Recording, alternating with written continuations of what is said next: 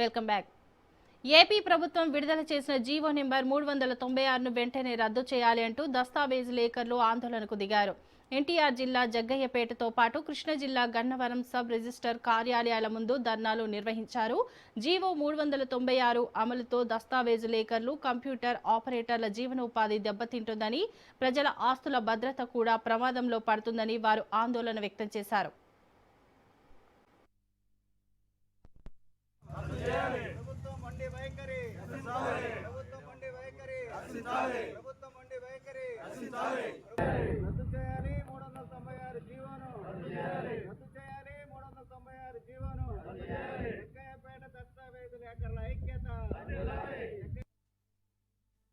రాష్ట్ర ప్రభుత్వం జూన్ నెల 30వ తారీఖు తీసుకున్న రిజిస్ట్రేషన్ శాఖను ప్రైవేటీకరణ చేస్తూ జీవో నెంబర్ 396 విడుదల చేసింది. ఆ జీవో 396 ప్రకారం దస్తావేజ్ లేఖర్లు, వాళ్ళకి అనుసంధానమైన డిటిపి ఆపరేటర్లు, సర్వేర్లు, వాళ్ళ సహాయకులు ఎవరికి జీవనోపాధి లేకుండా పోతుంది. జీవనోపాధి సబ్ రిజిస్టార్ ఆఫీస్ లో కూడా వాళ్ళకి సబ్ రిజిస్టార్ కూడా ఏ విధంగా పని లేకుండా వాళ్లే ప్రైవేటీకరణ చేస్తూ కార్పొరేట్ కంపెనీలకు ఇచ్చి ప్రభుత్వమే తీసుకుంటూ దానికి రుసుముగా కన్సల్టెంట్ ఫీజుగా 2,000 రూపాయలు ఏర్పాటు చేసి ఉన్నారు.